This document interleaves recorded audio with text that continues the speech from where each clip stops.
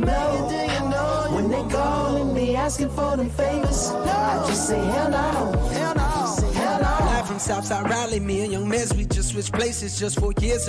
WVCC, CyphLife. And we not gonna make it at this rate. I'm bound to break a heart and end up in one of them fake relationships you see on IG with a rapper and some famous chick where everything look perfect on the surface, but just wait a bit, that painter chip can't maintain the front shade room. Gon' play the clip and say this ain't some shit. I should've left the one I came in with. Now what was my point? Sometimes I go too far. Oh yeah, King Mez, you star, you got new deal, Doc Dre, new car, LA, Ballet, or the beast where they feast on niggas like us from the southeast. Well, here goes some game. Get you a bitch that don't care about the fame. Make sure she call you by government name. That way you never become what you playing. So many people get lost in this shit. Niggas be frontin' so often it's sick. I like to use a little message from home. You was who you was, but you got it, bitch. That's why I brought it back home and I'm posted for good. Built me a house so I'm close to the hood.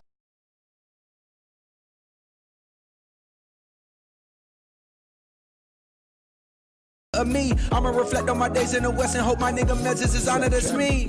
To see the top of the game and still remain himself. Bet against him, bitch, hang yourself. Cold as the goat, bitch, hang yourself. NC shit, bitch, hang yourself. Mama, you switches, ain't no belt. You can yell help, but it ain't no help. Hell nah, nigga.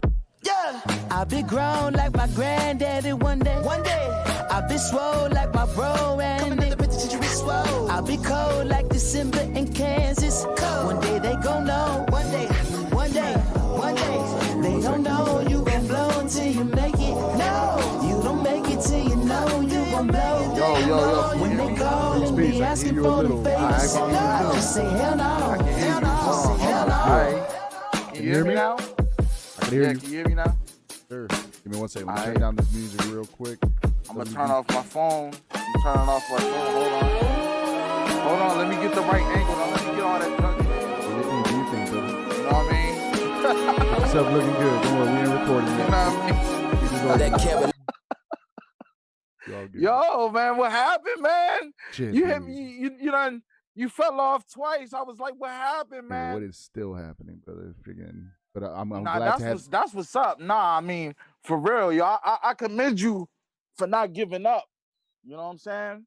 Brother, that's what keeps me pushing on. Salute, Salazar. Thank you for the subscription, man. Right now, we just here re-recording a interview that we had a great time recording the first time, and my fucking hard drive crashed and I lost my Mike Mountain interview.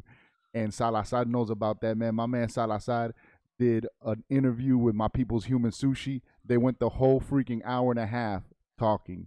At the end of that shit, they went to get their shit and they're like, oh shit, we never hit record, dog. Bomb. So they had to come back next week and record the whole thing. So Salazar, salute to you, brother. Bomb. My man Surround checking in. My man Naked Viking, what's good, B? Bomb. We're here with Mike Mountain. My peoples, my family, man. Thank you so very much for your patience. Thank you so very much for rocking with us again and doing the Vice City Cypher Radio interview again, man. Like I told you, it's been a crazy 2 weeks, and you said, man, you commend me for not quitting.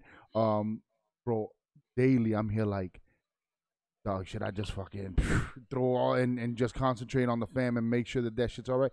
But when you work so hard to get to a point, man, and you hear from all the successful people, I was right about to quit right when this happened. I was right about to quit when this opportunity showed up. And it's about being in the right place at the right time and talking to the right people and surrounding yourself with the right people, man. And I'm thankful for the people that God's brought around me, like you, Mike. That I mean, when you were going through a hard time last month, I was there being an encouragement to you, and this time you were hitting me up like, yo, what's going on, brother? Yo, I understand. Don't worry, fuck that hip-hop shit. This is freaking real life shit, and salute to you for that, brother, man. I definitely understand. Well, we've been through it, and it's real shit, and it's humanity, man. It's human shit, dog. Freaking sometimes hip-hop's a lot realer than freaking what cats put on the record, dog. Not hip-hop. Life is a lot realer than what they put on the record, man. But let's get down to business, man. My name is H2 Owens. I am your host. You are rocking with WVCC Radio. I have to ask all my guests the same 3 questions, man. who you is, what's your name, where you from, and what you represent. Player. Yo, my name's Mike Mountain. That's M-I-C Mountain, same way you spell a mountain. I'm from Washington, D.C. or the DMV, you know what I'm saying? Washington, D.C. area. And I represent that boom bap, you know what I'm saying? That hardcore hip hop. You That's know what I'm me. saying? That Latin, that Latin shit, that lyrical shit. I could do the R&B shit, all that shit. I love all that shit. I could do all that shit for you. Mike said like, yo, I can freaking sing the reggaeton for you if you want, dog. I freaking Reggaeton, ton, ton. Yo, Mike, man, did you grow up in the DC area? Yeah. I was born in New Jersey, but when I had turned 3, I had moved down to DC area. You know what I'm saying? In the All right, so DC, that's Maryland, raised there, yeah, Virginia. man. All right, Yeah, the DC, Maryland, Virginia area is like all 3. You know what I'm saying? It's like interconnected. that's that It's kind of like DMV. the DMV. It's like our version of the tri-state. You know what I mean? It's And, like and the DMV over the last, I mean, since 2000, man, y'all been fucking pumping out freaking the bangers, man. I mean, Odyssey, Kev Brown, those are gods to me, dog. Freaking Diamond District from out of the freaking DMV, YU, freaking XO. Oh yeah, Yo, Uptown XO. yo, man, He got a new album coming out. Uptown XO. Anything he drops is fucking fantastic, man. Yeah, But Kev Brown produced that joint too. oh, get out of here, the new XO. Mm-hmm. Oh man, I gotta be looking out for that. For all y'all out there who don't know, man, freaking take down the names. Kev Brown, fantastic producer, MC. I mean, dog, these are cats that freaking cats like Questlove. They're like, those are the motherfuckers, dog. Yo, Odyssey, and Odyssey had a group. I don't know if you ever got up on them, Mike. Odyssey produced a group with Diamond District. Diamond District, man. Bam, bam, yo. When freaking the Diamond District first came out, I was like, oh shit, we got a brand new gangstar, dog. A fucking dope ass producer with some fucking crazy ass fitters, man. Crazy lyricist, yo. Oh man, and YU is a crazy fucking god with it right now, man. Oh yeah. So growing up in the DMV, what was that like for you? Were you a Washington Redskins fan, bro? I didn't really like sports, man. My uncles they played football, and so I was always grew up around sports, but like I was a kid. Like my uncles was like 7 years older than me, so I had to always go to their practices, and I would be in the bleachers with my coloring books, drawing and shit, man. That was me. You know what I'm All saying? right. To this day, like that's what I do. So I'm a cartoon ass nigga. That, You know I what feel I that, mean? man. So you've been into your art since then.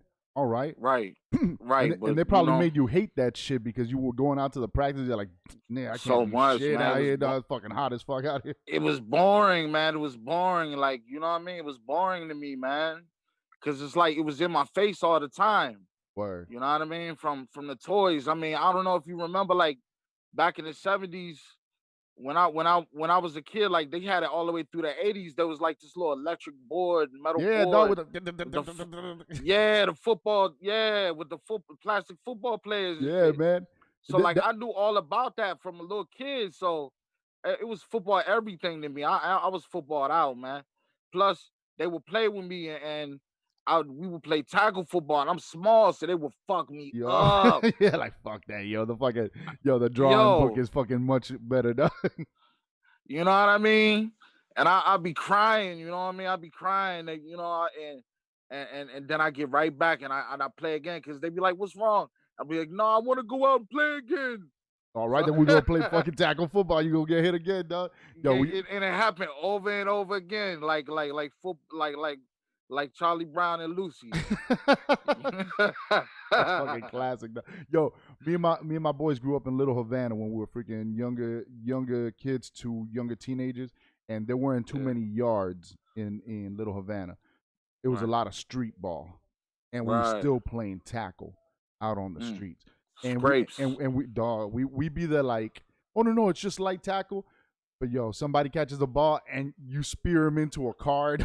Yo, my best friend Fat Danny must have taken out like 3 freaking side view mirrors before those shits freaking went like this. So Oh just man. run right through him. Bam! Yo, freaking savagery, man. Yeah, I freaking grew up. So being that you weren't that tied with the Redskins, you ain't that butthurt that now you freaking have the Washington football team, are you? No, no. I actually am because I was used to the Redskins so much. You know what I'm saying? Being that it was like the home team. Word. Um, I didn't follow football that much, but just knowing that it was the Redskins, it just came synonymous with home. Yeah, man, You know what I'm and saying? So fucking just changing it just had me out. Like Redskins Stadium right in my backyard, son. I could see that joint from my backyard. So oh. it's like, you know what I mean? Like it's crazy. You know what I'm saying? Like now it's the Washington. Like fuck is that? What is it? Washington football team, dog? Yeah, Washington football team, bro. Washington, yo, they couldn't come up.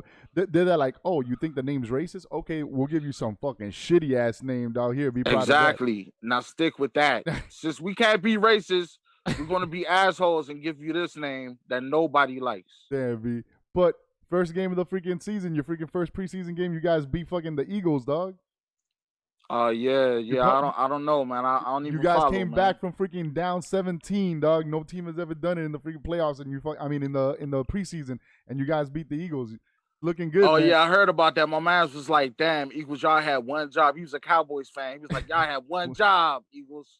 Couldn't beat the football team. Yo, fuck around and watch the Washington football team freaking blow up and be in the finals in the Super Bowl, fucking with a name like the Washington football team versus the Washington football the team. fucking New England Patriots. Yo, y'all got beat by the Washington football team. Yo, that fucking sucks in your history, dog. What was the hip hop scene like for you growing up, man? Basically in the early '90s, man, it was really about go-go, man. Everybody, this go-go is like a fusion of like gospel, rock, Latin music, hip hop, jazz. It's like soca. It's like fucking yo. The first time I ever freaking I went to DC because whatever we down here we got the doing the butt right. Yeah. The old school shit, which is like the freaking go-go from classic the 80s and stuff. The one that broke. Yeah, it would be from like the 80s. Yeah, it would be like the rapper's delight for go-go. Right. I went up with my boy Recognize. We went up and performed in DC, and afterwards we went to this little club, yo. And the go-go came on, and fucking the bitches lost the bitches lost their mind. I mean, the females, the queens, and we were there with some friends and stuff. And the friends we were there were all from the radio station that had us there. And there was a bunch of girls, and this one girl's there like, you know go-go. I'm there like, nah, what is this? What's going on right now? She's like, just stand right there, and puts me up against a wall and bomb and starts putting it down on me, and I'm there like, yo, what is this? And it's just a party vibe, man. That shit is just freaking with the drums and the percussions and shit. Fantastic. So you guys grew up around that shit. What was that like freaking like at the parties and freaking yo, that shit must have been a party vibe out there. I'm gonna tell you the truth, man. I was an oddball, man. I didn't like go-go. I was more into hip hop. My heart was in Jersey where I was born, man. Word. I was more into the hip hop, man. You know what I'm saying? Like I don't know, man. I wasn't your regular DC cat. You know what I'm saying? I wasn't your regular DC cat. Like I didn't really fit in. You know what I'm saying? Brother, I could feel you 100% growing up here in Miami.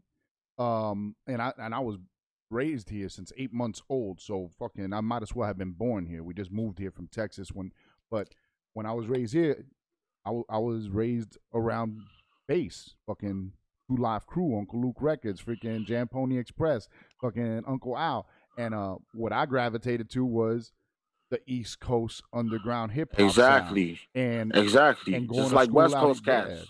Bomb. It's like the West Coast cats, like the Wu-Tang Killer Bees, the West Coast Killer Bees. You know what I'm saying? Like, you know what I'm saying? They be on that lyrical shit. They be on that East Coast shit. Even though they from the West Coast and they gangbang and all of that.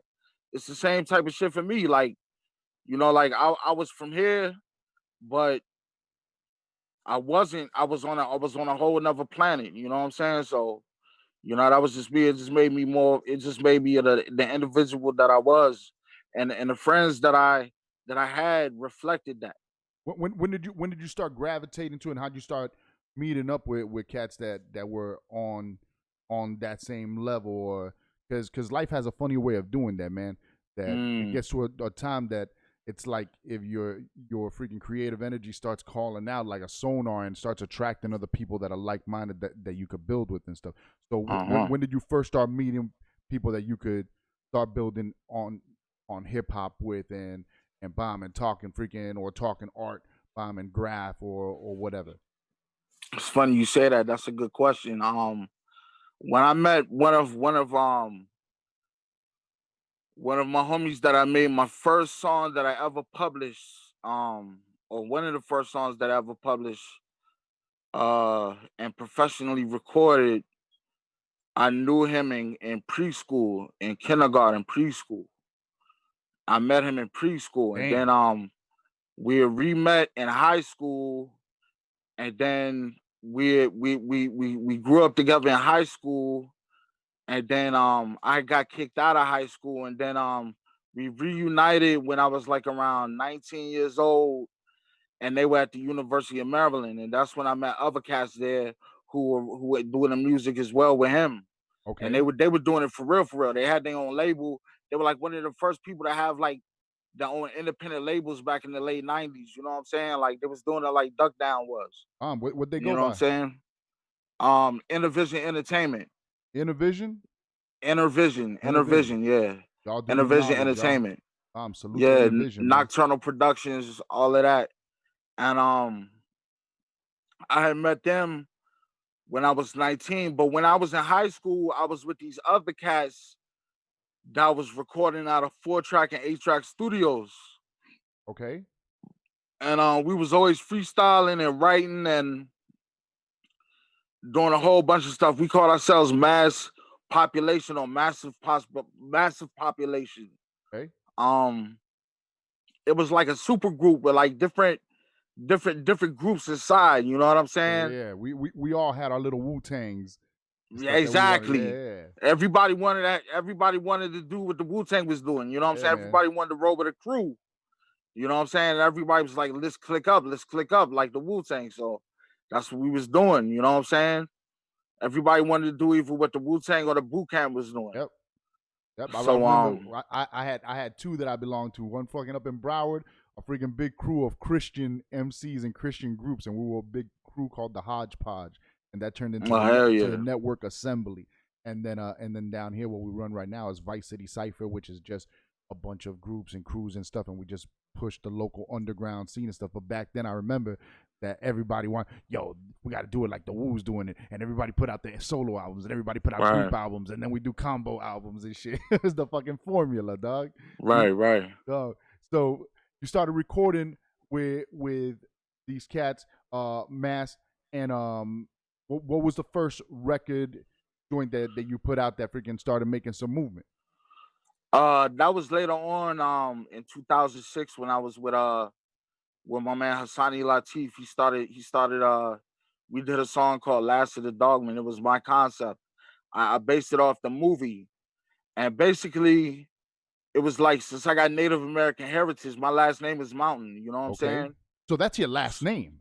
Yeah, that's my last name. Yeah. Damn, dog, My that is so fucking grandfather, fire. I got a Puerto Rican grandmother who's part French, and then I got a Native American, Irish, black grandfather. You know what I'm saying? So, Damn. and they used to live in Germany, so they speak German. You know what I'm saying? Because he was in the military. Oh So shit, you know what I mean? you They will used to live all around the world. So you will you fuck know what I mean? Like, 23 and me up, man.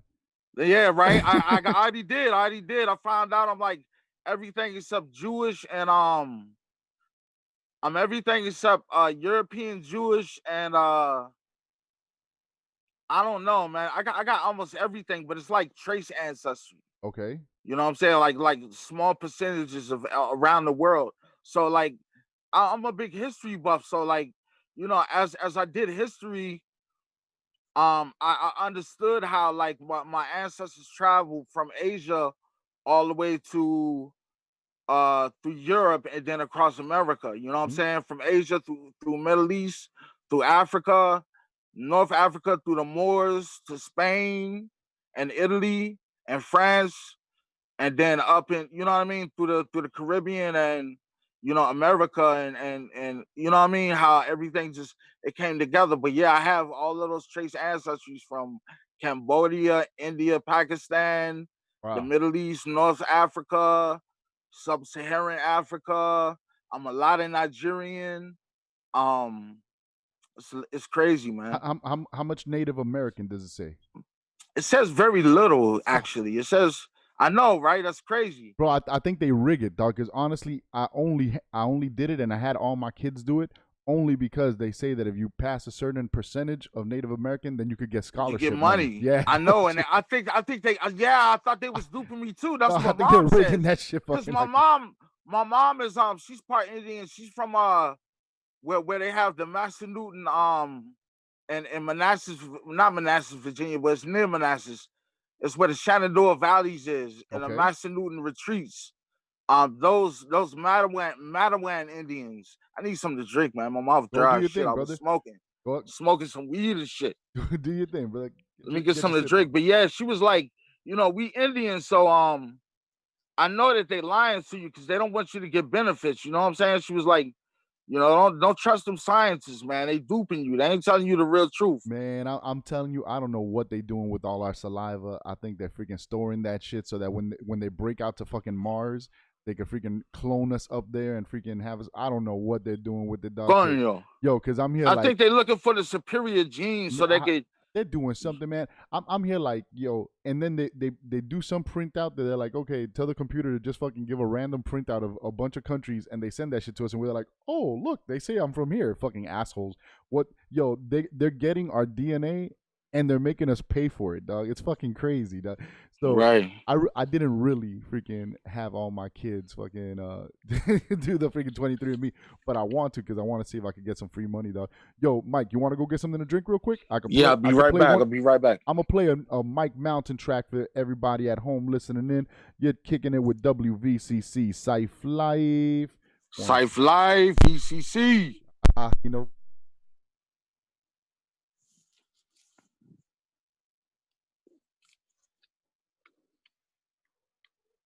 Let's play something off that new Paraguay, yo.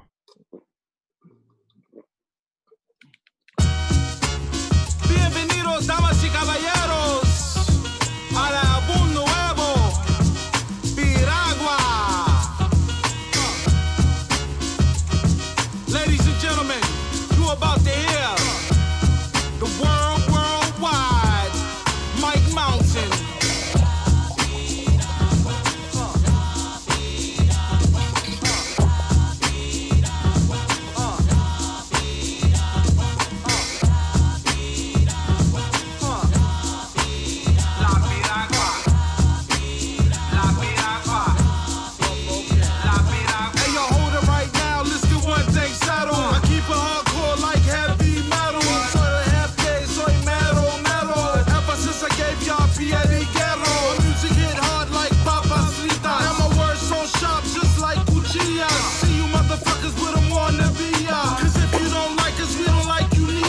Do us a favor out there, send out some invites.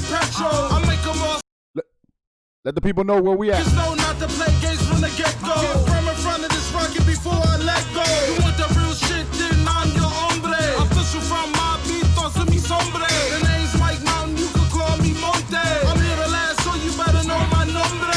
Bitch ass niggas talk lots of caca. But when the cops come, they run like cucaracha. I stand right there like I'm playing soccer. And I don't say shit like me hablo nada. You couldn't get the goods if you shopped at Costco. I get it in like Roscoe's chicken and waffle. Your rhymes sound awful, get off the mic, Flacco. You looking real beats like Puerto Penasco. Rappers stay away cause they know I'm loco. I'm here to put the rap game in a choco. I rap for my people, que yo con loco. And I get the party started like Ron de Coco. My neighbor's next. Ron de Coco. We're here with fucking Mike Mountain, yo. He gets the fucking party started like Ron de Coco. Bang, bang. My man. Seguro, papa. My man said, yo, I'm thirsty as fuck. Let me hit this blunt. And get some more dry mouth. Shade up, dog. I got caught him out. Let me hit this blunt. Yo, my man's a savage. We were just listening to the intro track from the brand new Mike Mountain, La Piragua. Mike, you from Puerto Rico? Boricua? The freaking La Empolla, you can't freaking deny it, dog. You look like freaking Ricky Martin and fucking Mark Anthony down to the freaking toes, dog. Nah, dog, you fucking are a beast in many levels, man. You are a fucking fantastic MC. You are a fucking talented graphic designer, right? You do all your album cover work. I mean, when I go back through your history, because I just found out I'm always straight up with all my guests. There's a lot of cats in the underground that I'm just finding out about, and when I find out about them, I'm there like, yo, this motherfucker's dope. He just came out, and I go look, and no, he's had fucking albums for the last 5 years, and I got to go back and do my homework. So with Mike Mountain, Paca the Plug put up La Piragua freaking one night. It was like on a Tuesday or Thursday, and I had seen it right before my show. And I said, "Ooh, I gotta freaking throw this shit on because that shit had a fucking beat nuts, fucking big pun, fucking bodega bam type feel to it." You ever fuck with what are they called? Bodega Bams? Bodega Bams, Joel Ortiz, and fucking Rum Nitty had a Tam group Boys. together. Tam Boys or something, right? Nah, they had a group together called, was it Baja Panties or it was oh my god, No Panties. No yeah, it was Panties. No Panties or something like that. Oh Hell my yeah, god, that's my album, yo. yo, that shit was so fucking fire. That's my album, yo. That's my joint right there, yo. I got that joint on SoundCloud save. Like that's my joint. Like I downloaded that joint. That No Panties was so fucking disgusting, and fucking the sister fucking Rum Nitty on that shit is stupid, yo. Yeah. She is, but that's the first time I She's ever heard nice. Bodega Bams too. And of course Joel Ortiz as a thing. But when I heard you, I'm there like, yo, who is this? This is fire. Oh, bomb. And as a Latino, as a fucking Caribbean Latino Cuban, I was like, oh, this is my tita right here, dog. So we played it that night. I loved the first joint, and I was like, fuck that. I never ever play two joints back to back from anybody unless it's a guest that I'm about to have on. I had just played your shit, and since it was the EP that I had, not a single, I'm there like, yo, fuck it, we're gonna let it ride for one more, and you didn't disappoint with the second one, dog. What's the second joint on that album? The fucking Casi Rio, dog. La Casarillo. The Casa Rio, dog. Oh, you on that shit with your fucking boy? Who's your man on that? Aunt Millie from New Crack Era Records. That's Ito's boy. Oh shit, that's Aunt Yeah, Millie from New Crack Era. Okay. Yeah, that's Ito. That's Ito's boy. Yeah, man. That's Ito's. Salute to the New Crack Era. Salute to Ito. We trying to freaking Out settle there in Rochester, man. New York. We're trying to settle an interview with them right now. Actually, we're gonna be sitting down with Flea Lord in a couple of freaking weeks and stuff. That's all fan, man.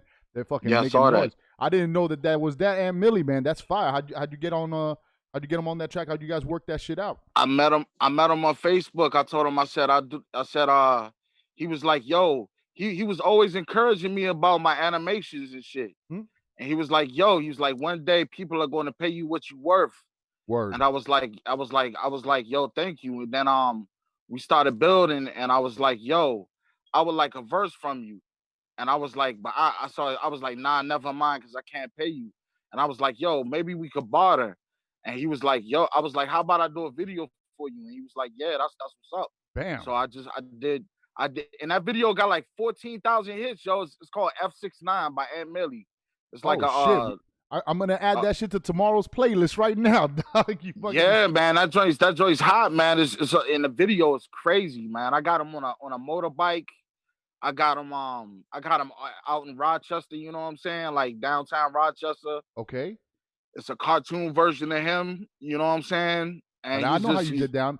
Is he doing the L's though, dog? Is he doing the L's?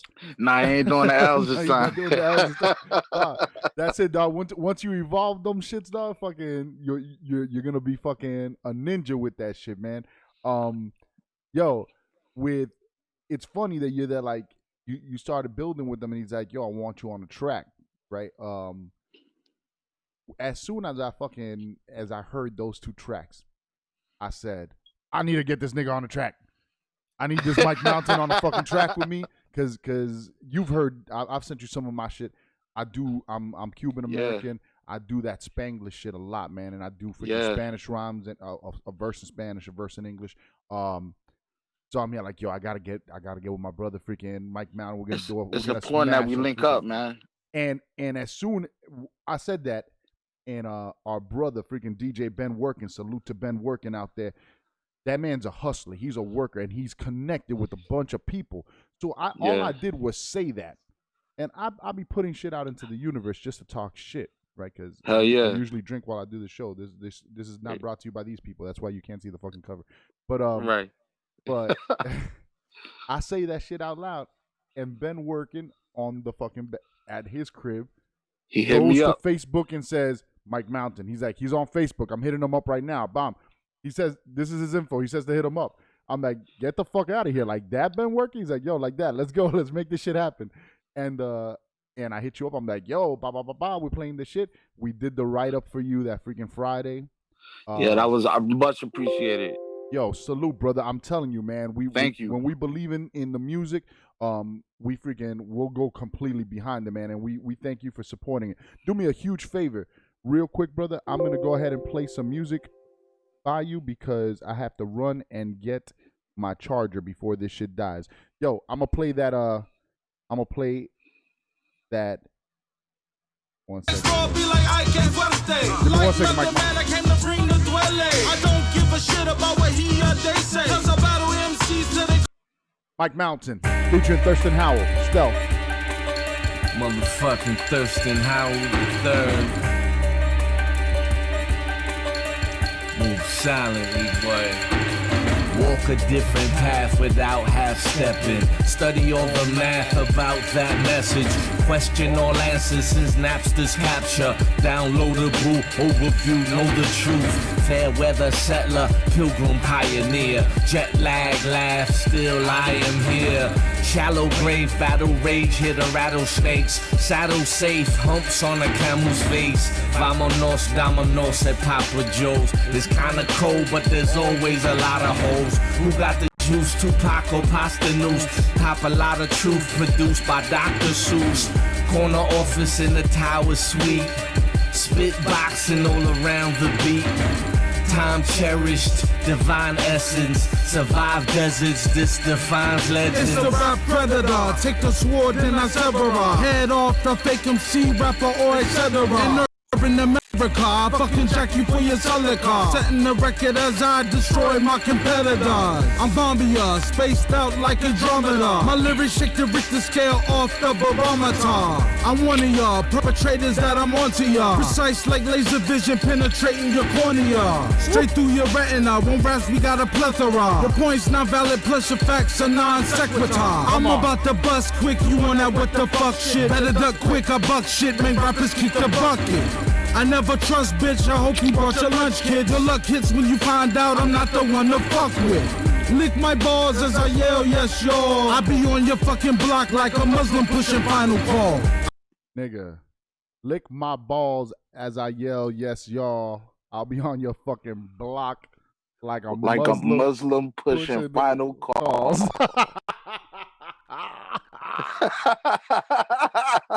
Come on, Mike. Nigga. Don't do it to him like that, brother. Yo, you better come with some shit like that for my track, dog. I got you, bro. Yo. I'm going full force, man. He's like, what do I tell this guy? I still haven't even heard the beat.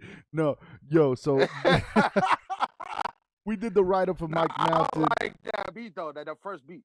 No, not the first one. I had to come back with a freaking stronger beat for you. But that new one that I sent you, I think that shit's a banger. LMS has his verse already ready for that shit. You send it to me already?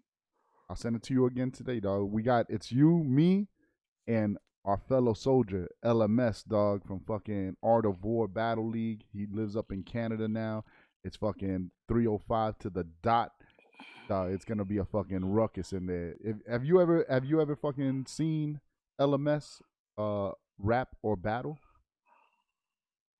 Nah. I don't. Nah. You know some cats out here, and that's the fucking blessed thing and the dope thing, man. I'd say it's the funny thing, but there's nothing funny about something that's that serious. People don't like me on Facebook though.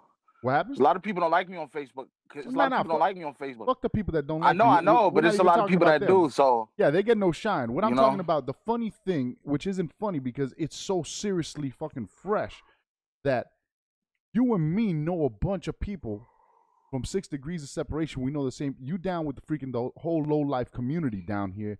Fucking True. Kingdom Come is my peoples. Fucking freaking DJ XS, my peoples, man. Fucking Joey Dutz, my peoples, dog. Fucking C Traffic, my peoples. All respect and all props to fucking the Lord of the Lows, dog. Fucking Thurston Howell the Third. He's come down to Miami and made this his home. Fucking Serum from back in the days, just from fucking building, right? We're part of the fucking, we roll with the same people, and we were meant to fucking meet each other. And here comes Ben Work and sends you a message. You're like, yeah, have him hit me up. I hit you up. We do the write up, and I tell you, yo, I want you on this track with me. Yeah, like whatever you need, God. And then we do the fucking interview. And when I lost the data, when all my shit crashed and I lost your interview, I said, dog, this guy's giving me a free verse, which he should be charging me. Well, why would I ask him for another interview? I know, but you know what? I'm here. No, my whole thing is this guy is not charging me for a verse. And now I gotta go, and he's hitting me up like, yo, what's up with the interview? When you drop in the interview, and now I gotta come back to him and tell him, dog, my shit crashed. This guy's gonna tax me, and you were so fucking cool with it, dog. Cause you're not charging me for an interview, bro. I'm trying to get the video from you. I gotta get the video from you, so I can put it on my channel. I gotta be nice to you. No, not even, man. Yo, I owe you this. And the first time, man, you were a freaking fantastic guest. But honestly, this freaking interview's coming out a little bit better, man. So you guys, you see, that's why you got to be tuned in live every Tuesday and Thursday to WVCC on Twitch. You can see what happens every time. Yo, you got the hottest people, but I be waiting for it to come out on YouTube. So, because I don't like how the quality is on streaming. So, sometimes when you stream it, it buffers and shit. Like right now, freaking my man Naked Viking was saying it was buffering. But nah, man, on the YouTube, it comes out mad clear. We got a whole freaking lineup, man, coming out in the next couple of weeks. By the time you guys see this, we'll have fucking the Juice Heads out. We'll have freaking Ghost Rider. We'll have freaking Rusty Jux out. We got the Combat out now. We got the fucking XP the Marksman just came out. Yeah, I seen all of that. I seen Combat. I seen Shay Noir. I seen those two. Yes, man. I didn't see the Marksman yet. Yeah, we just dropped them this week. Yeah, but all of that's popping up in my feed, so it's like I'm seeing it. And you're there like, where's my fucking interview, dog? I gotta fucking get in there, dog. Let's talk Piragua, man. What for my people out there who aren't lucky enough to be from the beautiful island of fucking Borinque, dog? Can you please explain to us what a piragua is? Piragua is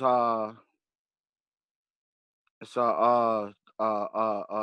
like a snow cone, it's like a snow cone with fructose syrup, you know what I'm saying? Like different flavors like pina colada, cherry, strawberry, passion fruit, guava, grape, coconut, all types of stuff, pineapple, lime.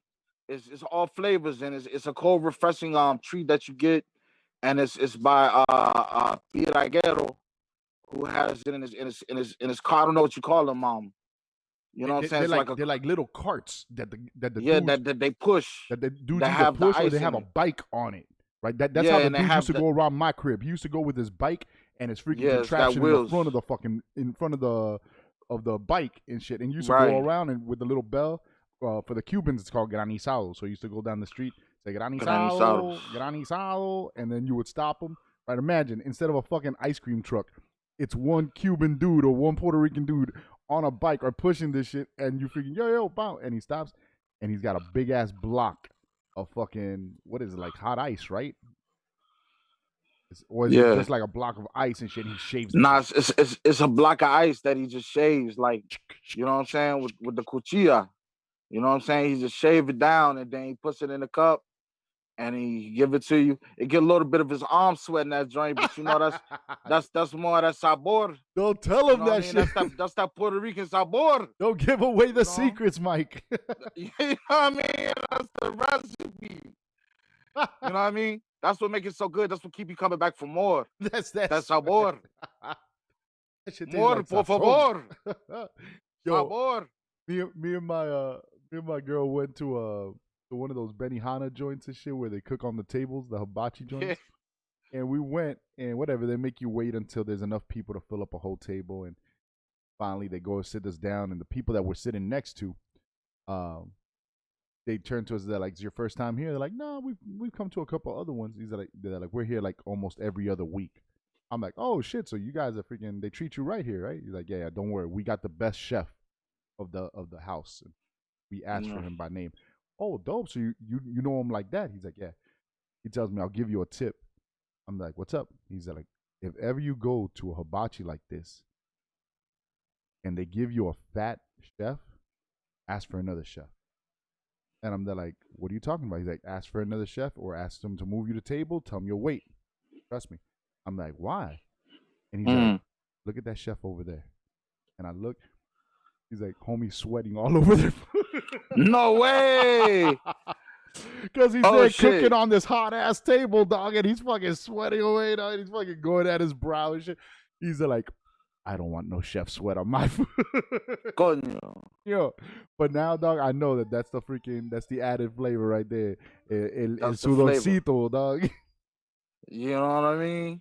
You gotta clip a little skit on y'all hearing my dog Charlie in the background. Salute to Charlie. He wants to get attention. You got a skit on the piragua where some people come into the store and they're asking for the freaking for a piragua, and you're there and you speaking your Spanish and shit, and you're freaking running the joke. How was it recording that skit? And while we're at it, what, because they're there ordering different flavors, what's your favorite flavor in the piragua, Biz? Piña. Uh-huh. I like pineapples. You know what I'm saying? That shit fucking, the pineapple's fucking fire. The piña colada is fucking dope, dog. If you go to a one of them that's got a freaking really good cocoa one, dog. Oh, dog, a piña colada one, fucking shuts it down. For me, I fuck with the tamarindo all day, dog. Tamarindo. That's the shit. That's you know what I'm saying? Go ahead. I never had that actually. I had tamarindos themselves, but you know what I'm saying? I never knew that they could come with a sweet flavor. You know what I mean? Yeah, no, I like that sour sweet of it, dog. I fucking, that shit. Oh, okay. That's my joint. It's like freaking, it's like it's like drinking a warhead, dog. Especially with the ice and shit. Fucking dope. One of them lemon heads. I see what you're saying. What was it like fucking recording that skit, man? Because at least for me, I could write a rhyme. I could record a verse. I could do my ad libs and my puffies and everything. Get wild on it. But skits aren't a strong point for me, dog. I feel like a fool. And you fucking sound funny on that shit, dog. That shit was an entertaining ass skit.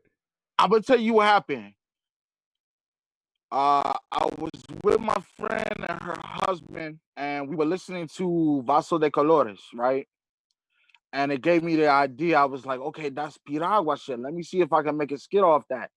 That sounds like something that someone would play in a bodega or something. Yes. So I was like, I know that usually, the piraguas are outside, you know what I'm saying, salido. But maybe it was inside, you know what I'm saying, like tienda. Yeah, no, you paint the picture perfectly, like, okay. Dog. Yo, that shit, you take me into La Bodega, dog. I fucking love it. You know what I'm saying? With the bell ringing at the door and all of that. Dog. So what happened was I was like, I wrote out the skit, and I told them how to say the lines, and they recorded it at the crib, and they went ahead and they recorded their lines. And each line was like a different wave. So then I recorded my parts the way I was going to react to them. And then I put it together in a program called Adobe Animator. It used to be called Flash. Okay. So I basically put keyframes in the layers in the timeline, and made the different parts come up at certain times to make it sound like we're actually talking to each other. So hold on. And then I exported it as an MP3, and then I mastered it, brought the volume out, and then there you have it. Dog, You know what a I'm fucking fantastic story for that fucking skit, dog. You recorded, you fucking laced that fucking shit down on fucking Adobe Flash, dog, on a video editing program just to get the MP3 to freaking send it. Yo, that if that isn't hip hop, if that's not fucking hooking your sound system up to the light post, dog, if that's not just using whatever you got to fucking get this shit out, dog, that is fucking fire, Mike, dog. Yo. Thanks, man. I try, man. No, because you're like, I ain't got fucking recording software. I don't have fucking Pro Tools or anything, but I got this video editing software. Can't have us in the same studio. Huh? You know, I can't have us in the same studio. No, but we keep it fucking moving, and that's what we got to do, dog. Like right now, recording our shit. I record on this mic. I send that shit to you. You record your shit. We send it to somebody, and then make it sound like we on the block together, dog. Word. Packing the back in the back of the act. Back in the back of the act. Yo, let's talk about the hookah, dog. Let's talk about the hookah. If I had a hookah right now, dog, I'd freaking send it to you through freaking the digital age, dog. Bomb. Yeah, man, but I don't trust it because we got the Rona now. You know what I mean? Everybody got to wear mascarilla. But that's what's cool about the freaking hookah is that they got the different lines, so you ain't got to share your line, dog. Oh yeah, true. That's true. Watch, the hookahs are gonna blow up now in the Corona era because nobody can share them. They're just gonna be buying them to freaking share bud too, dog. They're gonna fucking right. Filter tips, for disposable filter tips and shit. The new, you know what I'm saying? Just plug it in. What do you got on that track with you, bro? Plug it in. But yo, son, check it out. We did that song the same way. Well, now we didn't do it like animate, but I basically sent him my parts and left the parts for him to come in. Okay. And he did his parts, and so he Mike, mastered are you recording your verses into Animate? Are you using that as your DAW? No. I use Mixcraft actually. It's a cheap program, right? Word. That's crazy, right? Nobody would think that. Like, they laugh at my shit because it's like a $75 program that you get off of downloads.net or downloads.com or something. You know what I mean? It's called Mixcraft. It's like a Play School, My First Pro Tools type shit. Word. But you ain't letting but you using that drop in sessions. So there's motherfuckers that are like, oh, I don't know how to record. I don't know where to record, brother. See, that's the thing. It's not about the programs or the type of tools you have. It's about how you use them. Word. You know what I'm saying? It's like in jail, like with the shit that you got, how you use that shit. You know what I mean? Damn. Or it's, you know what I mean? Like some survivalist shit. You know what I mean? Like I'm gonna tell you, and I'm gonna tell everybody out there, dog. I play the piragua. That shit sounds like fucking. That shit's official as fuck, dog. Right? Man mastered that. My man, shout out to my man Bobby Nux Castro. He's on that song. I produced it, but he mastered the whole thing. I gave him the stems to the beat, and he amplified and like gave things echo and reverb, and like he did it all in Fruity Loops, son. Yo, made that shit sound fucking mad official. Right, and nobody, if you didn't admit it here, that's what you were using, right? But that's the whole thing, brother. That especially now, right? Right now, right about now, in this fucking Corona year, in this year of COVID, if you telling me I'm sitting on rhymes and I haven't been able to record them because I haven't been able to go someplace to record them, dog, you are fucking eating shit. You should have been. All you gotta do is get y'all set up. If you should have been bottom mic. You should have been bottom mic in March, fucking and have. Yeah, man. If you've been rapping for a minute, you should get your setup, man. That's it. Get yourself. Right now, I got producers that I used to record with that are hitting me up. They're like, "Yo, shit's calming down and stuff. We're about to start opening up. Come back out here." They're like, "I'm sorry, man. I fucking I'm recording all my shit at home right now." And I'm sending it out just like you. I'm sending it out to somebody who I trust with my engineering, right? With my mastering, and he's doing it in the comfort of his home. And he doesn't need me up in his fucking studio, fucking stinking up the place, smoking in his fucking crib, talking his ear off. He does it at his own leisure. I record at my own leisure. He doesn't have to be rushing me or looking at the clock and this and that. And there's no reason why we can't be creating and putting out music and what we're feeling right now, man. All the tools are there. I think a lot of times, I don't know if you've seen on Netflix this new show that they got, the Social Dilemma. Actually, I just canceled Netflix just so I could get my my Your Twitch account, so you can watch my WVCC radio. no. I had to get my Spotify joint Bomb, because I listen to Spotify so much, and they started playing some commercials that was sounding real negative, and I was like, I don't want this to be in my subconscious psyche. Word. So let me just go ahead and buy it. They're pushing me to buy this, so let me just go ahead and buy it and get rid of these commercials. You know what I mean? So I went back and bought my subscription again. I don't know about that. But when you talking about the one with it's a new documentary that they drop. It's called The Social Dilemma, right? I'm sure pretty soon you'll be able to find this somewhere. You're a studied man, man. You fucking you read, you're well learned, brother. Every time I talk to you, you drop gems. Appreciate that. So this documentary is basically about how they have engineered us through social media and through marketing through social media, and about the whole algorithm, and how they and how they have everything programmed to, even if you want to get off of social media, you want to leave the phone alone, right? That, like, let's say you're that, if it notices that you haven't been on Facebook or IG or wherever you tend to visit, it'll start sending you messages with something that it knows you like, so that you come back and check it, right? And it's crazy. But what I'm saying is that in there, it's saying a lot of truth, and it's true how fucking we're misusing this technology we have. But at the same time, just the same way that the cats that pioneered the culture and that we love and live by, those cats had a turntable that was probably made by some German or some Chinese guy that never thought of freaking rap in his life. Just a turntable, something, freaking a product of engineering. We have this belt; it'll make this fucking thing spin. We have this needle; you put it on a record, and it'll play music, right? And then we took that turntable, and we started fucking cutting samples on it. We started looping on it. We started fucking playing with the fader and the mixer, right? So we take what they make, and we make it ill, right? And that's why I'm saying, the technology is there and it's available. Bro, if you're going to waste $50, $100 every time you go to the studio, know that you're going to go to the studio fucking at least 6 or 7 times. Invest your good $200 on your mic, on your M box, on your freaking setup, and get something at home where you could record your own shit. You could practice that shit, so when you go to the studio, you don't look like a fucking ass. When you go to the studio, you ain't wasting time. You know exactly what you want to do. You feel comfortable on the mic. Yeah. And people, if people ain't doing it, that's what the kids I know are niggas doing. that practice their rhymes 100 times.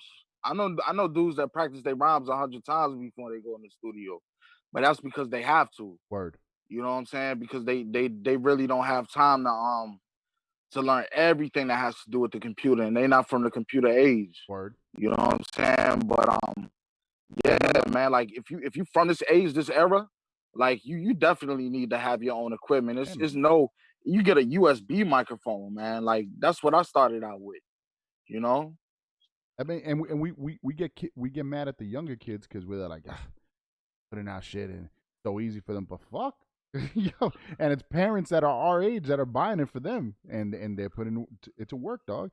And yo, I tell my kids all the time, yo, I got that mic there, I got that computer there. Whatever show you guys want to run, if you guys want to run your own freaking Twitch stream, or you guys want to do your own podcast, I tell my daughter all the time, I'll buy you lighting if you want to play with toys in front of this.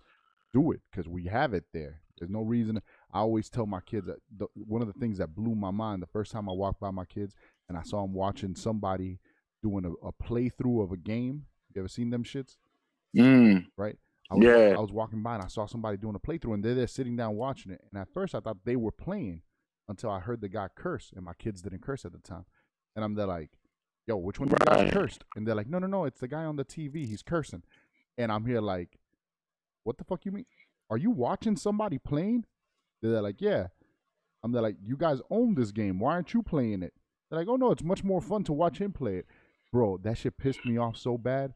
Because Mike, as a kid, it's like virtual. Mike, as a kid, my mom could never afford to get me the Nintendo when it dropped or the PlayStation when it dropped. So I was always at my boy's crib, going over Watching there to him play. going over Or there to play, right, going over there playing. to play. Right, that's what I was going over there for. Right. But you know, your boy's always there, like, hold on, you get next, watch me play, and I had to Right. sit there You get watching this next, you get motherfucker next. play. Exactly. And dog, when my Right. kids told me, yeah, we're watching play, I'm like, oh hell no, dog. I work really hard to buy you this shit so you never have to watch nobody play, dog. You fucking play that shit yourself, dog. And that's what I tell my kids now.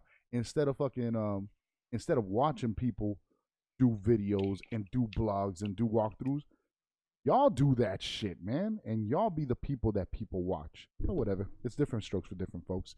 Fucking Dude, true. But there's no reason for all our creatives out there and for everybody watching now. There's no reason right now why you shouldn't be able to fucking build whatever the fuck you want, man. There's freaking videos and tutorials for everything. Just get in there and do it, man. Because if this year has shown us anything, is that we ain't got all the time in the world, right? Can I ask you, speaking of time, can I ask you a question? What's good, Mike? This video, this interview, since we're not live, can we talk? Can we really talk? Yeah, brother, go. All right, cool. Since we don't got no time limit, let me say this. What was the name of that movie you was talking about? It's called Social Dilemma. Social Dilemma.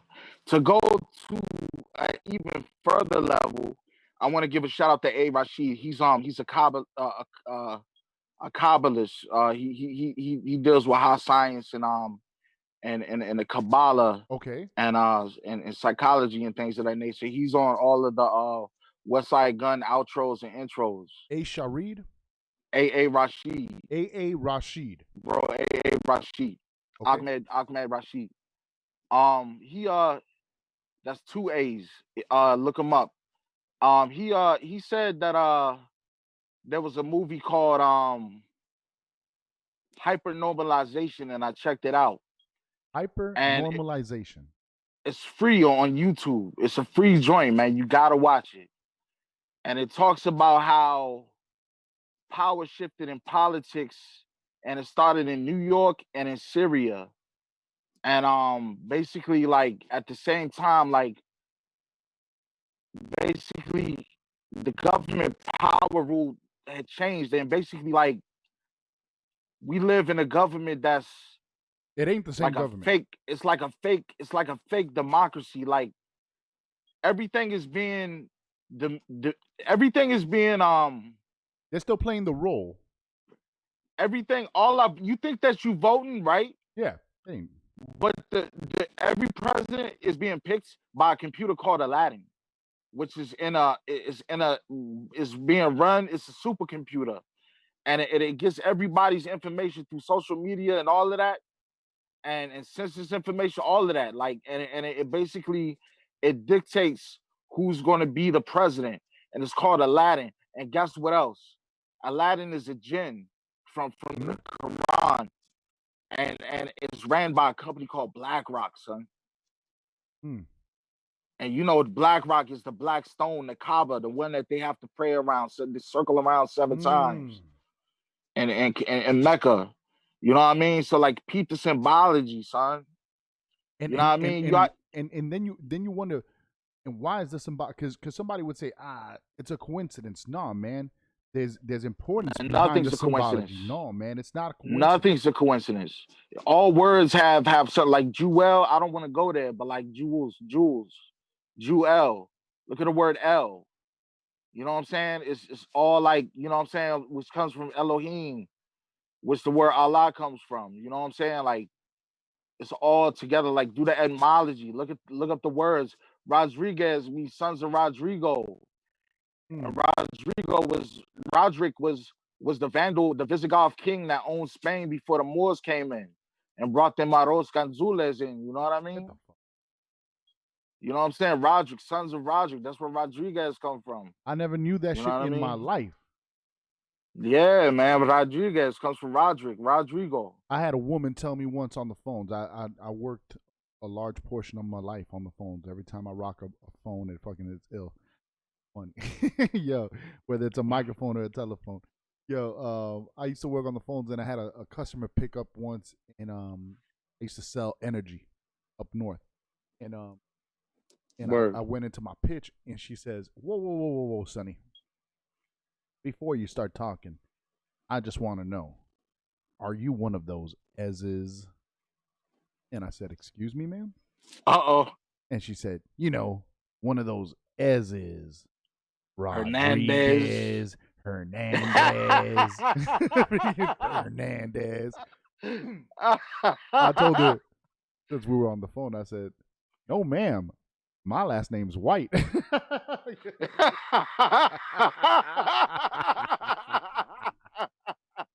Yo.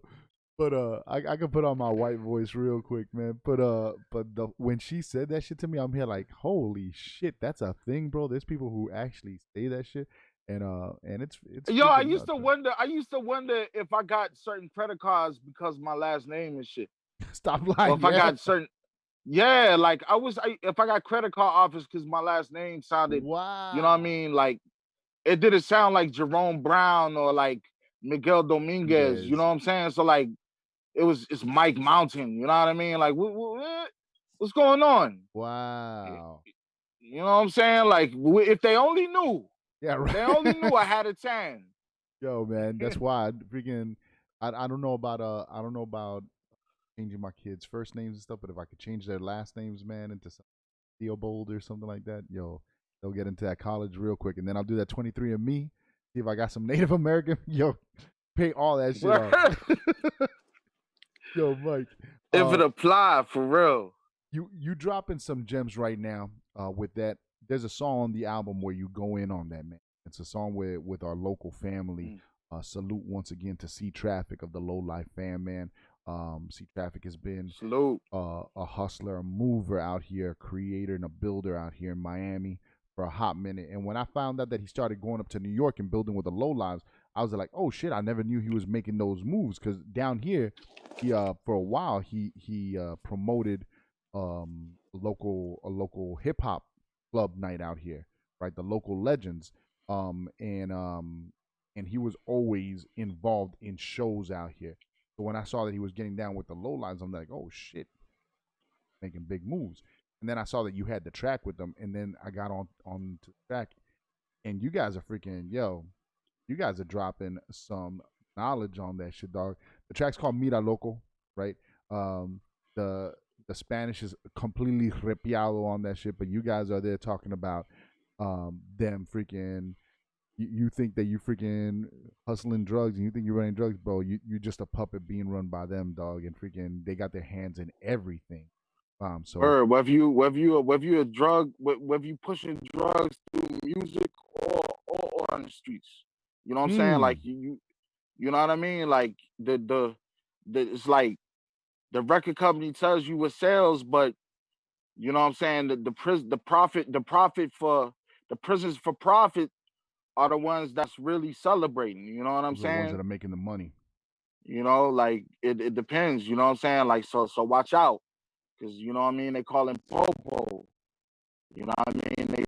They call him Popo on that trap house. You know what I'm saying? And whoever else is connected in the conspiracy. That's why, like, I don't want no homies. And don't call me no big homie. I'm not getting caught up in no conspiracy, homie. You know what I'm saying? You know what I'm saying? I'm not hanging out with no young dudes. I'm not, you know what I'm saying? I'm not doing none of that, man. I ain't trying to be nobody's big homie. You know what I'm saying? You know what I'm saying? For real, for real. If you're not doing enough constructive, you don't have you. That's why we talking right now, homie. You know what I mean? Yep. That's why we talking right now. We But building. yeah. Bomb. And is that and these young cats honestly need big homies like us, man, to tell them, yo, there's more than that. Because what sucks, and it right now with you saying that, brother, with you when you drop that you either running the drugs or you freaking selling it through the music, dog. And it's true. It just hit me. I'm here like, what are you? Do you work for the courier department or do you work for the advertisement department, dog? Because they got us freaking working from one way or the other, man. Right? And it's true. Right now, Murs just dropped a new track called Cocaine Rap, where on the track he's like, nah, I don't do that fucking that cocaine rap. And there's too much of it out there and stuff, and that's not the answer that we need right now. And it's true, dog. And a lot of the cats that we look up to, a lot of the cats that are banging right now, right, have a heavy cocaine pills, opium, fucking Xanax movement, freaking message and stuff. And yo, right now the young cats freaking need something more than that, man. And it's dope. Just like when we were growing up, when we first heard freaking Wu-Tang Protect Your Neck, that shit was some rugged ass shit. But we freaking got sucked in because they would also drop math, and we learned a lot from freaking the Wu. We learned freaking about freaking mathematics from them. We learned about freaking 5% of freaking knowledge from them, right? So they brought us in with something deeper, right? And definitely, man, it's got to go deeper than just are you running the drugs from them, or are you freaking promoting from and advertising them, dog? Because one way, and at the end of the day, you ain't making the lion's cut of the share, man. You just making crumbs off the table, and they're fucking getting paid out there. They're making a killing. They're making a killing literally and killing us. Exactly. Tell me about linking up with C Traffic to make that track. Well, basically, Thurston Howell hooked me up with Thurston Howell the third hooked me up with other lowlifes like DJ XS. DJ XS did some scratches for me on a song called Hulk Smash. Oh, that Hulk Smash is fire. Thank you, bro. Thank you. And then after that, I needed him to you know what I'm saying, get on a verse for me with the song that I was doing. I was trying to do a trap song, a Latin trap song, and I wanted it to be like the Bobby Smurda joint, the hot nigga joint. Yeah. But I wanted it to be a Latin joint, you know what I'm saying? Okay. And I got my boy Bernard, Papa Nard from Rough Rhyme Productions. Rough Rhyme Productions. He Rough Rhyme Records. Either Rough Rhyme Productions or Rough Rhyme Records. Papa Nard basically produced the joint for me, and I sent it to DJ XS. DJ XS was like, "Yeah, I'm kind of busy right now. I can't do that." So I was like, "All right, what can I do?" He was like, "Let me send it to my man Traffy Low." So I sent it to Traffy Low. He said, "All right, you want his number?" I was like, "Yeah." We started talking. We started building. We started connecting. He did the joint where he came in and started rhyming. And then he said, "I'm gonna leave the space hoping, and then I'm gonna do the hook." He said, "What you put in here is a clip from the news or something, talk about how the government's corrupt." Okay. I was like, "No problem." So I started looking on YouTube, looking for news and all of that. Found a sample, put it right there, and then I wrote the rest of the song. And bow, we just did it. And then he came on. He said, "Yeah, I want to finish the end. I want to double up on the hook at the end." Okay. So then he finished up, and we just, you know what I mean? It was a masterpiece. Shit, it's fucking banging, man. So hold on. So who produced this joint? Papa Nard from Rough Rhyme Productions or Rough Rhyme Records. And he's from Miami? No, he's from DC, but he lives in Sacramento.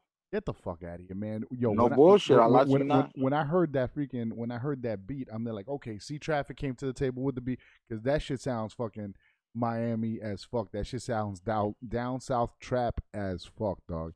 And that's why I thought that's why I thought that you got C Traffic on it, so to represent freaking that Miami sound. Yo, you can't, if you wanted a Latin trap song, yo, you guys came with it on that, man. Bomb. Yeah. How'd you link with Thurston and the whole low life movement, man? Basically about 11 years ago, I would say 11 years ago, 2009. I came to him and wanted a verse from him, from Thurston Howell. He was like, "Yo, you can't afford my verses." You know what I'm saying? So I was like, "Yo, I still want to be down, man, with your movement." You know what I'm saying? I can, do graphics, this, that, and the third. So he was like, "All right, I'm gonna test you out." So we did. One second. Let's bring a step back, because that shit is super interesting. So you reach out to him real quick. You're like, "Yo, how much for a verse?" And he shuts you down with, "You can't afford it." But still, you didn't take that as a diss or anything. You kept on freaking trying. Well, what's a different angle I could take then? Well, how can we get down? Wow. Yeah. Because somebody else would have been there like, this nigga's a diva, fuck this nigga, or fucking got him Well, butthurt or I whatever? had to take some time. I had to come back, and you know what I'm saying? Like, I was a little discouraged at first, but then I came back, you know what I'm saying? Like, yo, I really want to, you know what I'm saying, do so much. I think, you know what I'm saying, we could, something just told me to holler at him, man. You know what I mean? Like, Word. I just followed, you know what I'm saying, the spirit or what have you, or my intuition. Hmm? And I just was like, yo, let's do something, man. Like, I do graphics for people, and that's how I get verses from some people. So like, let's do this, man. So I started doing work for him, and he started rapping with me. Damn. Eventually, after doing so much work, he was like, "All right, I'm gonna start working with you." And he gave me something. He was like, "All right, you got enough to make music off of." So then I started paying him for verses, like this one for the song. Hmm? And if y'all need some verses, he don't need no more graphics, but y'all can pay him. You know Word. what I'm saying? Hmm? He'll definitely work with you. You know what I'm Damn. saying? So As you see, I'll let my man freaking Mike Mountain, he will broker a deal for fucking your verse with Thurston Howell, man. He's got the direct connect. uh you are basically ready to open the fucking DMV chapter of Low Lives, man. Freaking when are they putting you down with your freaking with your L's, you man? know what? I gotta meet him in person, man, so I can get my handle. You know what I'm saying? I gotta go down there and meet you, meet him. You Yo, know what I, I'm saying? I You already already extended the said, invite. You already freaking know your family down here, man. We fucking yeah, man. You already said I got a place with you, so I can stay down yes, there. man. You know what I'm saying? We're gonna get some chuleta can. Yes, man. you You know what I'm remembered saying? everything. Damn, you got that shit up on the calendar. I gotta make that shit happen, dog. Yo, I'm Yo, a Cancer. I remember everything, bro. Bob, how is it with remembering your rhymes, man? You pretty automatic with it? Nah, I'm not really. I mean, nah, I can't. Nah, I got so many that I don't even do it like that, man. I would have to like have a few joints that I would have to sharpen up on just so I can have them on hand. Word, man. But I just write so much and record now that I couldn't do it on the spot. That, that, You that know what I mean? that's something that I'm scared of right now, man. During this Corona era, because I am fucking writing and recording so much right now, dog. That I'm here like, yo, some point shit's gonna open up again. It's gonna be time to perform out there, and I don't have any of these joints memorized. Dog. I gotta fucking I'm gonna have to lock myself up in a room for 3 days and just recite that shit back to back to back. Dog, I had back surgery a few years ago, and like I still gotta lose weight. I still gotta, you know what I'm saying, like get myself together because before I start performing, you know what I Word. mean? But I'm making this beautiful music so that people can feel me. And sometimes you gotta be heard and not seen, you know what That's I it, brother, mean? man. As long as you keep on putting out music and stuff, it don't freaking that don't even matter, man. You have two fantastic songs to round up the album, man, and I want to go into them. I shared with you the last time, the second to last song on the album when I first went through the whole album. Loved the whole album until I got to this point. It was my least favorite song on the album when I first heard it, and then you and me did the interview, and you broke down the song to me, and it just shed a whole new light on the song, right? I'm talking about uh, mis sueños, right? Track you got on there, Yeah. about the love of your life and your dream girl. Um, Hmm. fantastically written song that you loosely base around a real life experience that you had, right? And I think it's a thing of poetry. I think it's freaking fantastic.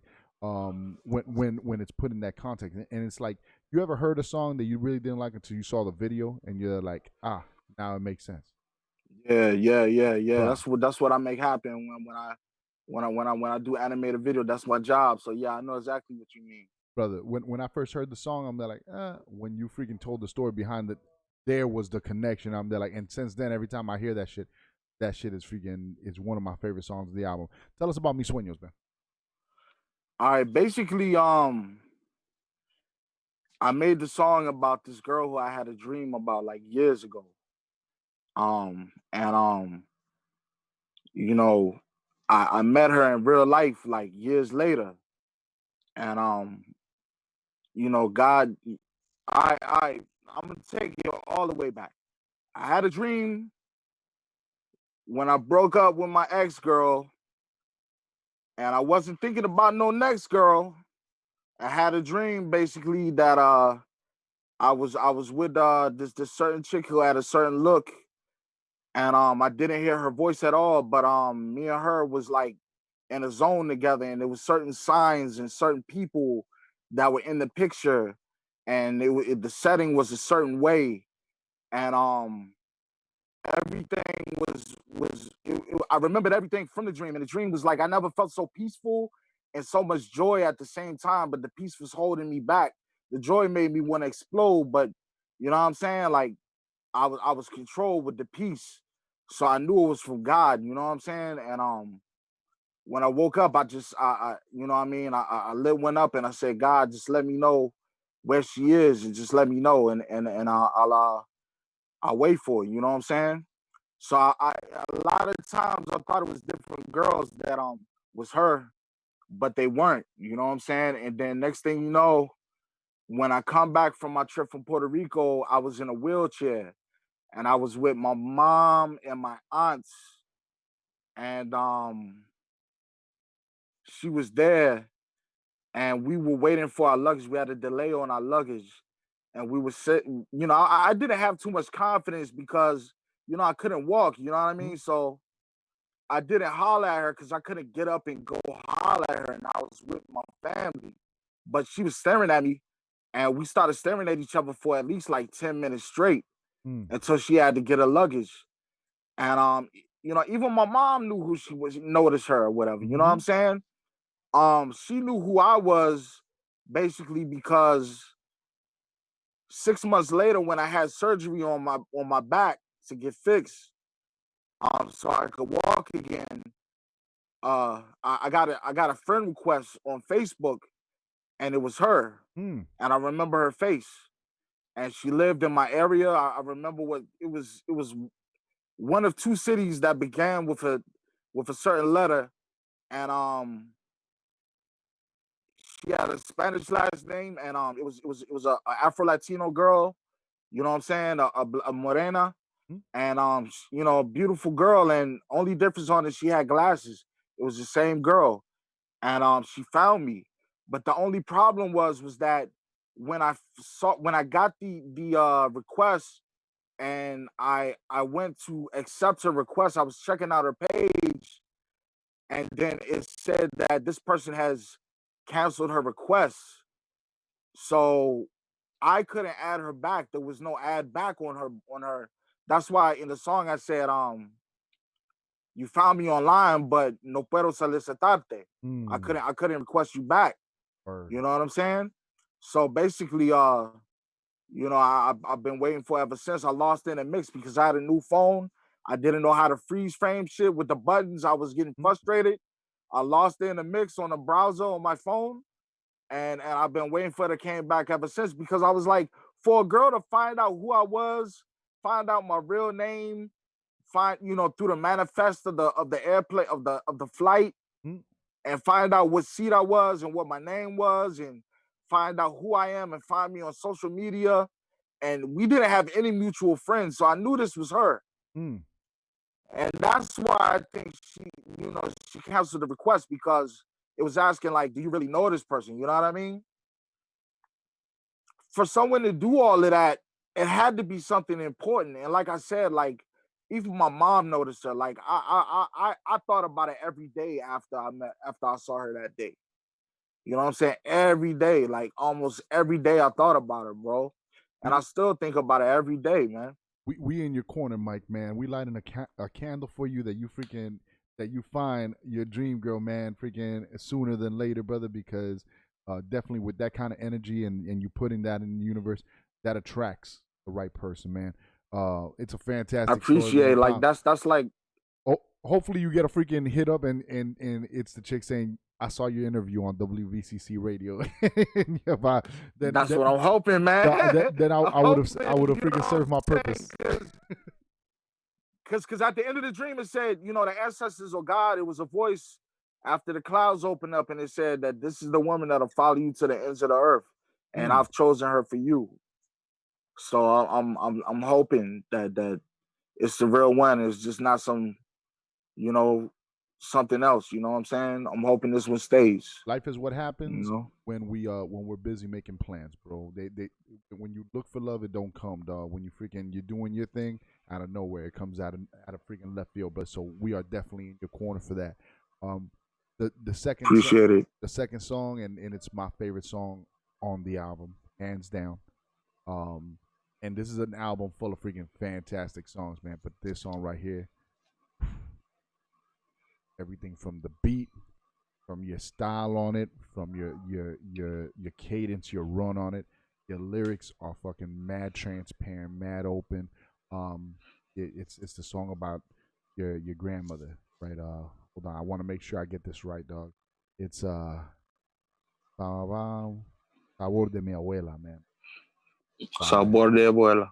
Sabor de abuela, dog. Oh man.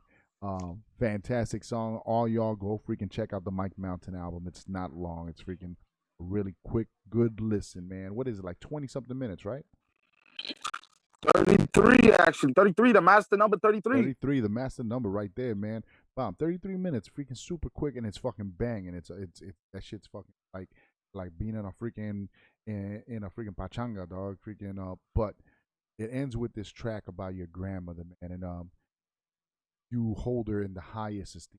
The picture that you paint of your grandmother and the respect and honor that you give her on that song, you made her proud, brother. I don't know her, but I know wherever she is right now, you made her proud, man. She looks down and she says, my grandson has remembered my face, and he brought honor to my name. Because everybody who hears your album will hear that song, say, tremenda mujer. That is a woman. Can you tell us about your relationship with your grandmother? And from what I get from the song, spent a lot of time with her, right? Did she basically raise you, or how was it? She didn't raise me. Well. I'm sorry. She didn't raise me, but I did spend a lot of time with her growing up. I saw her a lot of times. Like I said, she was in the military. Okay. So her and my grandfather were in the military, so they moved a lot. So I seen them here, I seen them there. Sometimes I would have to travel. One time I traveled to Oklahoma to see them when I was 5. Wow. They lived in Hawaii. They lived in Germany when my parents were kids. They lived in Northeast DC. So I stayed with them a lot during that time, like when I was 15 years old in my teens. Near this place called it's off of this place called Benton Road. Everybody knows about it. Near the shrimp boat. It's a place. It's. I hope they don't take it away, man. Gentrification is crazy, but it's taking away culture. But yeah, like I grew up, I grew up with her around there, and she basically she loved me. Like I was like her first grandson, her firstborn grandson, and they had a picture of me actually on the wall. I was the only grandkid that they had the biggest picture. They had a painting that my dad had done of me in Korea when he was serving in Korea. And they had a picture of me on a wall, basically. Wow. I felt like a star, man. Like you know what I mean?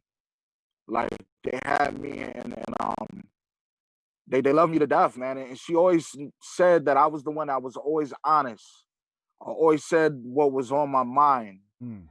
I never cut my tongue. I always said what was on my mind. I always told the truth, and I didn't care who, And she would say, Mike, because of that, you need to watch what you say. She said, watch what you say, Mikey.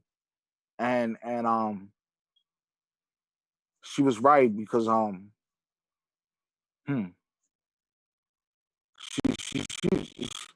she knew, you know what I'm saying? Muchos consejos. Yeah. Ella tiene muchos consejos para mí. My pops, God rest his soul, always told me, one day you're gonna look back and you said and you're gonna say that son of a bitch was right.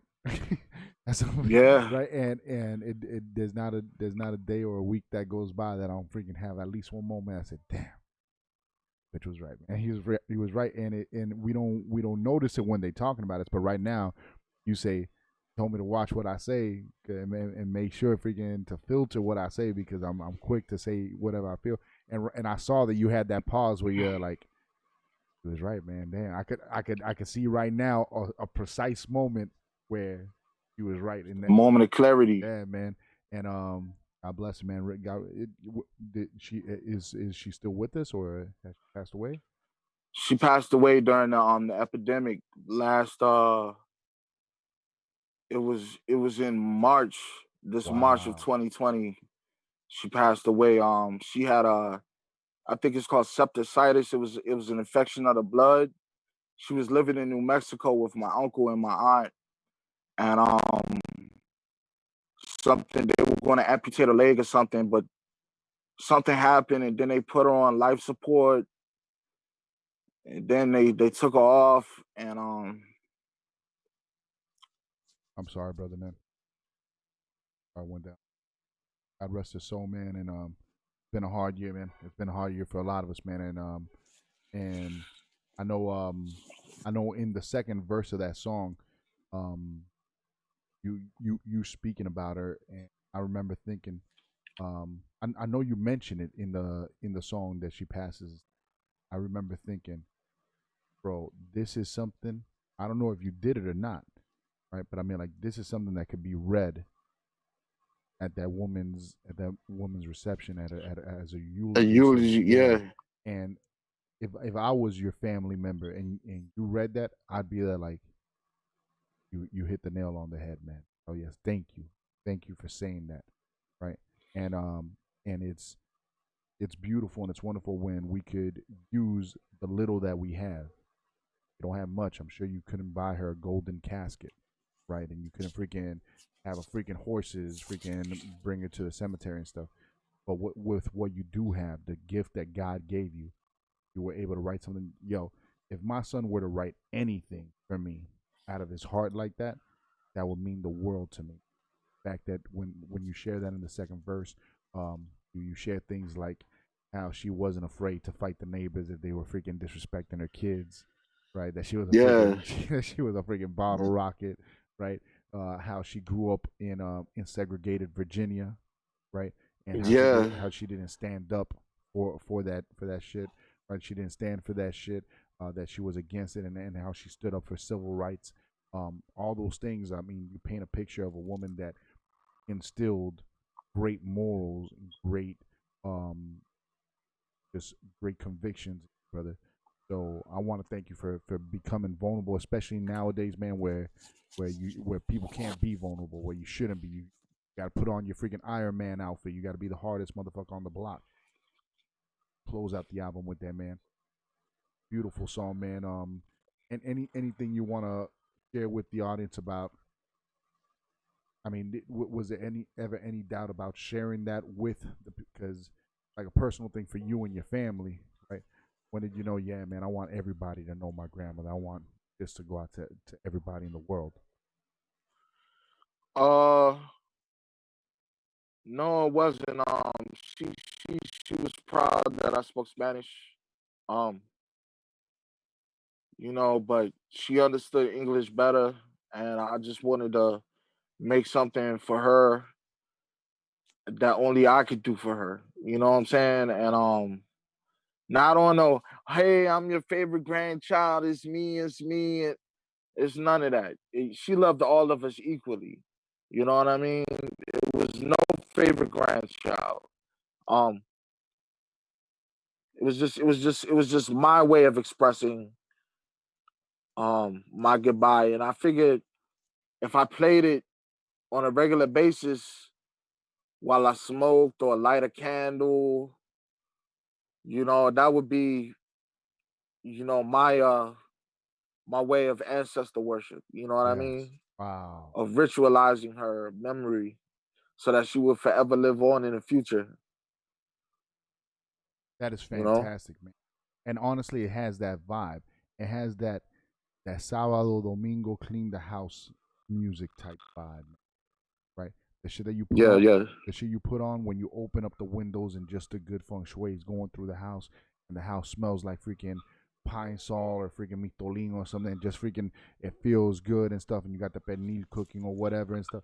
Just it feels like that. Yeah, the Saturday. Yo, and honest, and that's why, and it doesn't to end up the song, even though it's about a heavy subject about losing your grandma, it's not. It's a party. It's a up vibe, man. Right, and yeah, because she didn't. She didn't want Nobody wants to be. I mean, people want to be mourned because mourning is crying, and mourning is a way of praise. Always know that. It's a way of praise. But she wanted to be celebrated. You want to be celebrated, and she loved my music. She loved the song I did called "Back in the Day." She would say "back in the day," ha ha ha, and and it was like she loved my music, so I was like, you know what, I'm gonna give that to her. I'm gonna give that to her, and I know she's gonna hear it, so that's for her. You know what I mean, brother? I hope that one day your kids could hear that song, proud that have a picture of their grandmother like that. I hope that every year, come the holidays or whatever, your family plays it, and somebody comes up to you and says, "Yo, thank you so much for putting that down. That brought that one memory to my mind that made me smile about Abuela, dog. And thank you, man. Just thank you, because honestly, I'm not part of your family. I was never touched by her, but because you shared that, I was touched by the good that human being did in her life and showed to her children and her grandchildren, man. And brother, if we can do that with what we write, holy shit, man. Bomb. I applaud you with that, man. If you never win a Grammy, if you never fucking win verse of the year on freaking The Source or whatever, I got my flowers today. Nigga, know that freaking verse bomb. That shit, yo, it touched me when I heard it, and it made me say, "Coño, let me give my grandmother a call and tell her how much I love her, man." So salute to you on that, brother.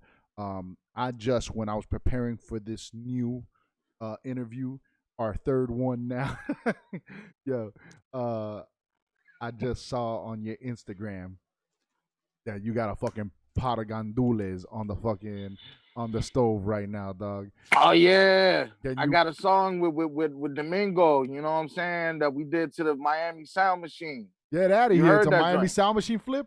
Yeah, that's the Miami. That's the song. Oh, I haven't heard it. I just saw the cover that you did for it. Remember the song I did to the Miami Sound Machine? I sent you the rough mix.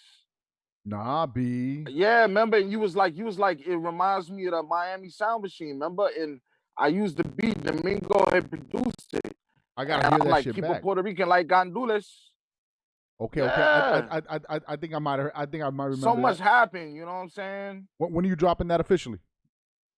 Whenever he mixes it down, man. You know, he don't like to drop stuff unless he feels it's right. Gotcha. You know what I'm saying? But I'm pushing him. All right, man. You know what I'm saying? I'm pushing. I'm trying to remind him. You know, he's so busy driving. He likes to drive on his own out there on the road. You know what I'm saying? So, you know, it's hard to get him in one place sometimes. So salute to Domingo, dog, man. Bomb. I'm glad to hear. Shout out to Domingo. Bomb. That you got new music coming out.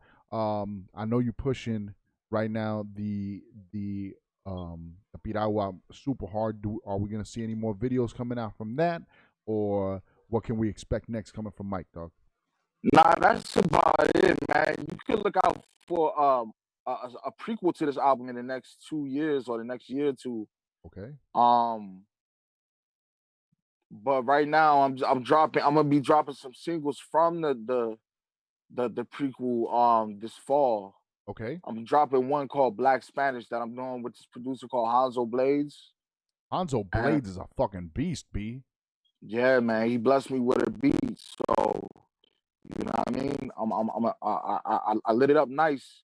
All right. I'm about to get it mixed down after I get the scratches done, and we putting it out. And then I'm gonna be doing a video to it after this this winter is over, the pandemic. You know what I mean? Because everybody wants to hunker down for the pandemic in the winter and shit. Word.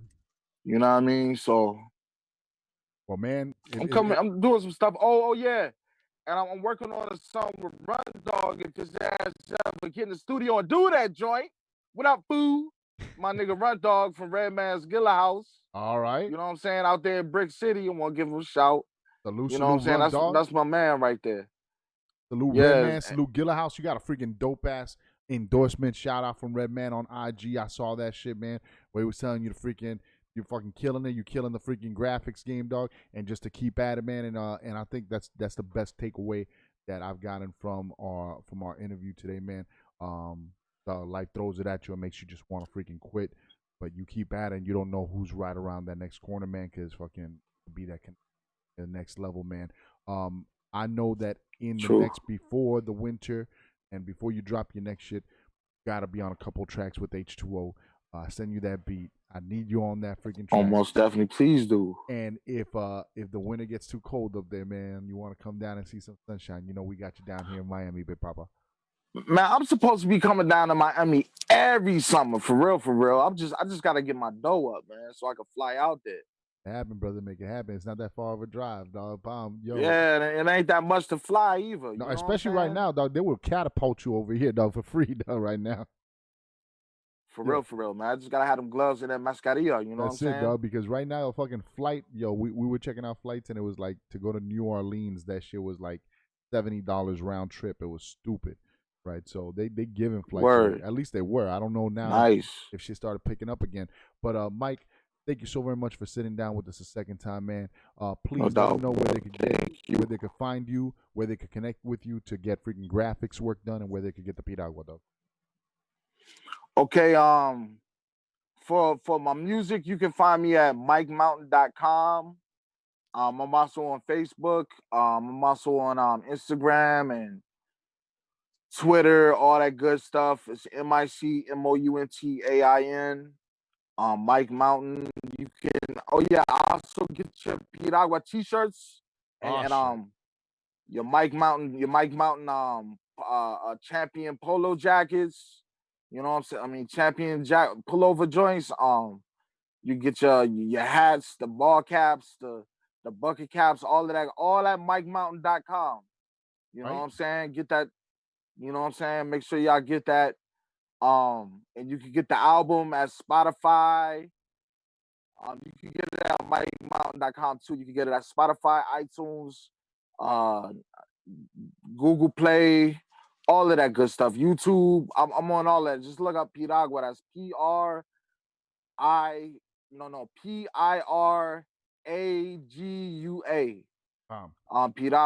Piragua. I'm gonna be putting that at the end of the video, man, with the cover.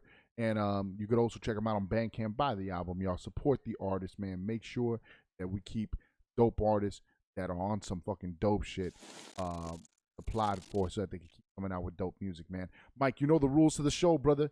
It's time to say bye. You just got to tell me 3 things, man. Let me know who you are. Let me know what you're representing, and let them know that you rock with WVCC Radio, CyphLife. Let them know, bro.